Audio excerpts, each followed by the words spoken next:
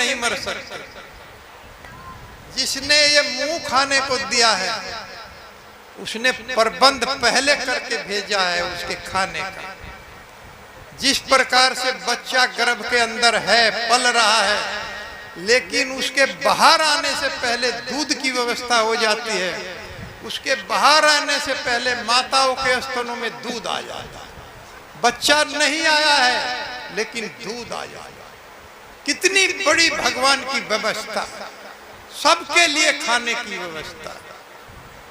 एक कैदी को अगर पुलिस पकड़ ले जबकि वो डाकू है, चोर है, व्यभिचारी है, उसके लिए भी जेल में उसके जाने से पहले खाना बनकर तैयार हो गया है। उसको भी वहां जाते ही खाना मिलेगा, तो हम लोगों को खाना क्यों नहीं मिलेगा? हम लोग भगवान के परायण नहीं है, भगवान का भजन नहीं करते। चोर चोरी करके खाना चाहता, भजन नहीं कर सकता, इधर उधर से लूट करके खाना चाहता। वास्तव में सबके लिए प्रबंध है।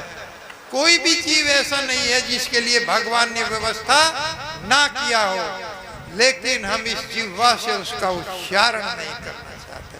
हरे कृष्णा हरे कृष्णा कृष्णा कृष्णा हरे हरे, हरे राम राम राम हरे हरे। प्रहलाद महाराज कहते हैं, हे प्रभु आपने हमारे ऊपर इतनी बड़ी कृपा किया, वो चरण जो पूरे ब्रह्मांड में पूजे जाते हैं, उन चरणों से आप हमारे द्वारपाल बन गए। सूतल लोक में भगवान ने कहा था कि आसुरी स्वभाव के लोग अगर आपको परेशान करेंगे तो मैं वहां आपका द्वारपाल बन करके आपकी रक्षा करूंगा। तो उसी तरह से वो रक्षा कर रहे थे। तो कहते हैं कि ये जो कृपा हमारे ऊपर हुई है, न श्री न सर्व न विरंचो, न ब्रह्मा जी के ऊपर हुई, न श्री न लक्ष्मी जी के ऊपर हुई, और न सर्व न भगवान शिव के ऊपर।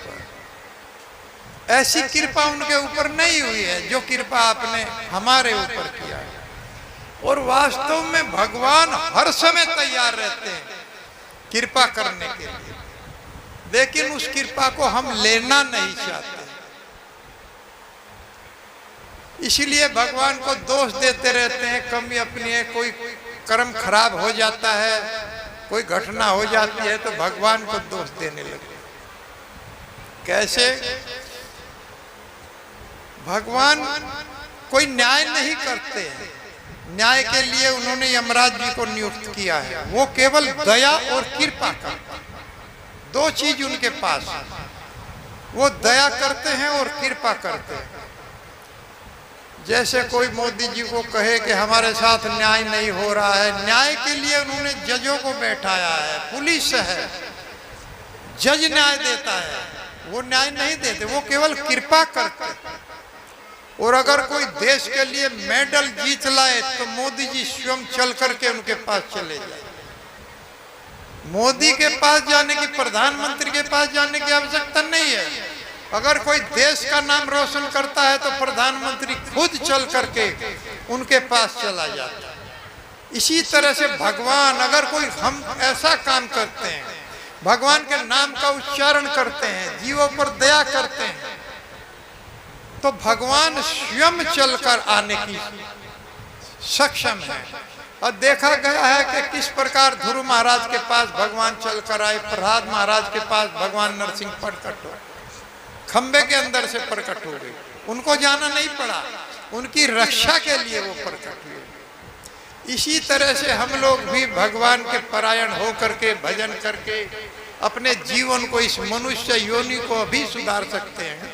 क्योंकि ये मनुष्य योनि आसानी से प्राप्त नहीं होती, बड़ी कठिनाई से हम लोगों को मिला है। दुर्लभम मानुषम जन्म तदप्य ध्रुवम अर्थदम कुमार आचेर प्राज्ञो धर्मान भगवतानि। प्रहलाद महाराज रिकमेंड करते हैं कि युवा अवस्था में ही भजन शुरू कर देना चाहिए, क्योंकि फिर छूटेगा नहीं तो बाद में छूट जाता है। अगर युवावस्था में भजन शुरू कर दिया तो बुढ़ापे में भजन नहीं होगा। जैसे आप लोगों ने सुना था बुढ़ापे में इंद्रियां काम नहीं करती, जिह्वा काम नहीं करती, आंखें काम नहीं करती, तो कहाँ भजन हो पाएगा।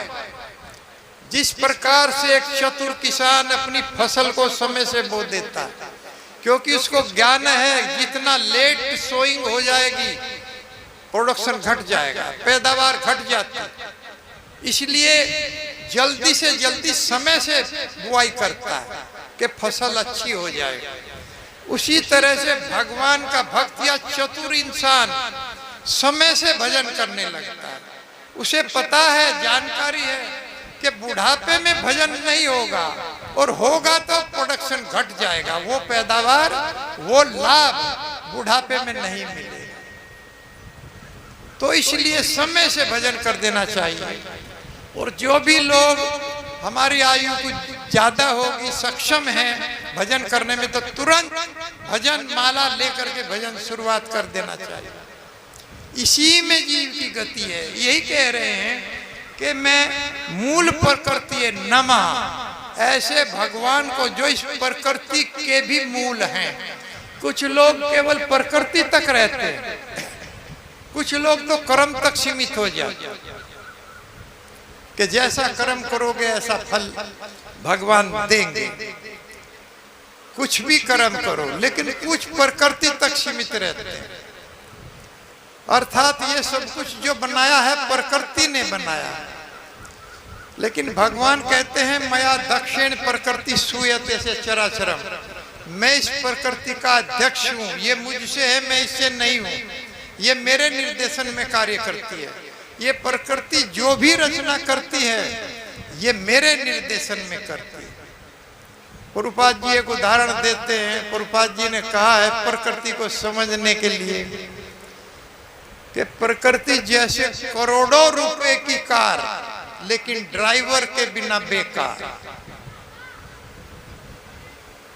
ठीक है, करोड़ों रुपए की कार हम लोगों ने खरीद लिया है, घर में खड़ी है, कोई चलाने वाला है नहीं, तो बेकार है, नष्ट हो जाएगी।